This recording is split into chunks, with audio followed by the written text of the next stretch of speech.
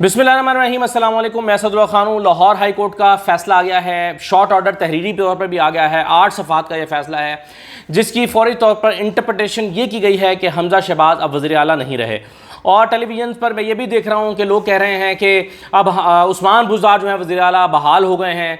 शहबाज गिल भी यही कह रहे हैं। फवाद चौधरी साहब ने थोड़ी सी एहतियात के साथ कहा है, लेकिन कमोबेश यही कहा है कि अब वज़ीर आला उस्मान बुज़दार होंगे और हमज़ा शहबाज जो है वो फ़ारिग हो गए हैं, वज़ीर आला नहीं रहे।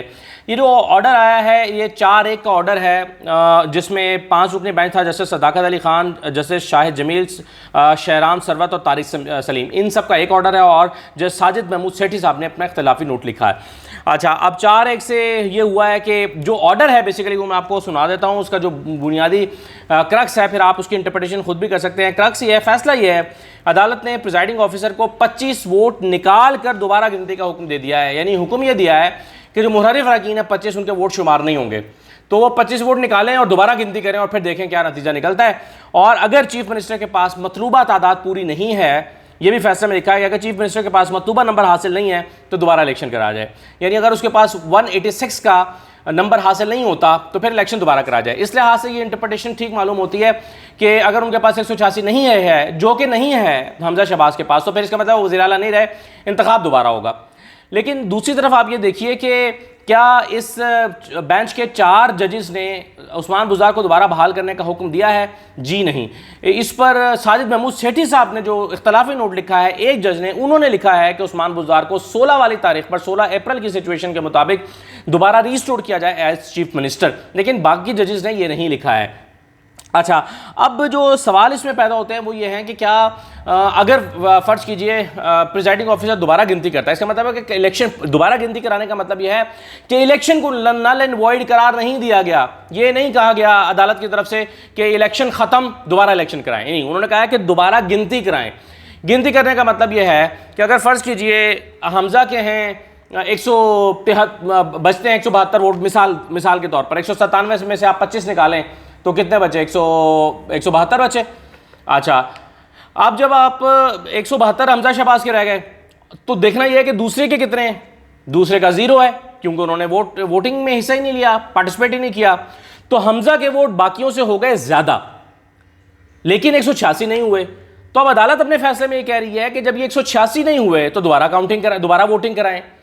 अब दोबारा वोटिंग का मतलब यह है कि फिर अब दोनों पार्टिसिपेट करेंगे इलेक्शन में, इलेक्शन प्रोसेस में, और जिसको ज्यादा नंबर मिल जाएगा, यानी अगर एक को 172 मिल गया और एक को 170 मिल गया, तो जिसके 172 हैं, वैसे अब पीटीआई को, अब पीएमएलएन को 172 नहीं बल्कि ज़्यादा मिलेंगे, क्योंकि उनके 4 जो मुनरिफ हुए थे वो भी वापस आ गए, और इसके अलावा जो आज़ाद हैं वो भी इसमें शामिल हो जाएंगे।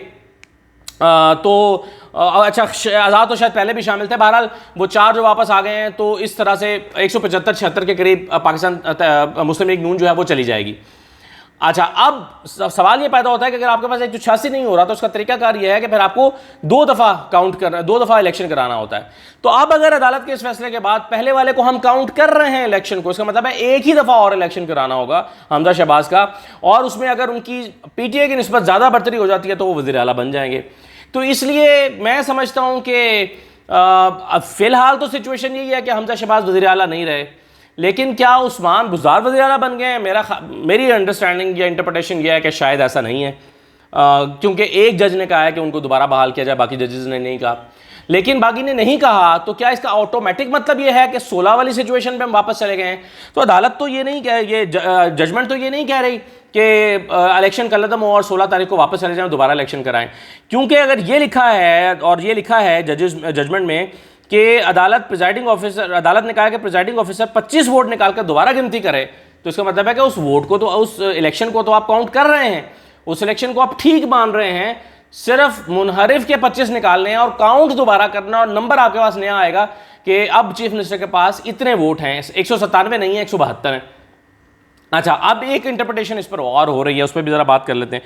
वो ये हो रही है कि अगर मतलब जो अभी टेलीविजन पर मैं तबसरे देख रहा था, एक तबसरा यह था कि अगर हम 16 अप्रैल को वापस जा रहे हैं, इसका मतलब यह है कि वोटिंग नहीं हुई।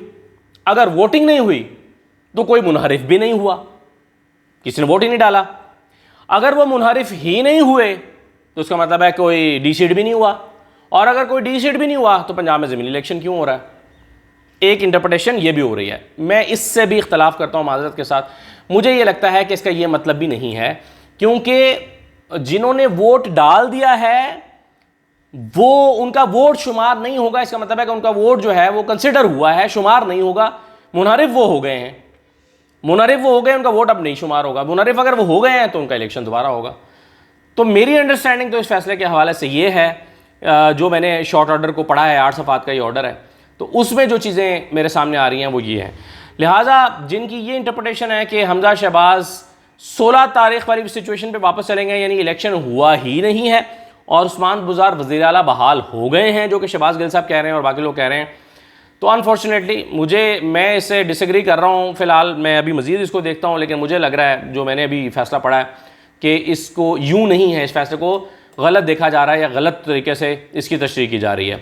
तो ये जो है वो इस तरह से है। अच्छा, एक और बहस चल रही थी, मखसूस नशस्तों वालों का नोटिफिकेशन क्या होगा या नहीं होगा, यानी सॉरी, मखसूस नशस्तों वाले जो 5 लोग हैं वो अगर री इलेक्शन या रिकाउंटिंग तक अगर उनका जो है उनको नोटिफाई कर दिया जाता है तो क्या होगा।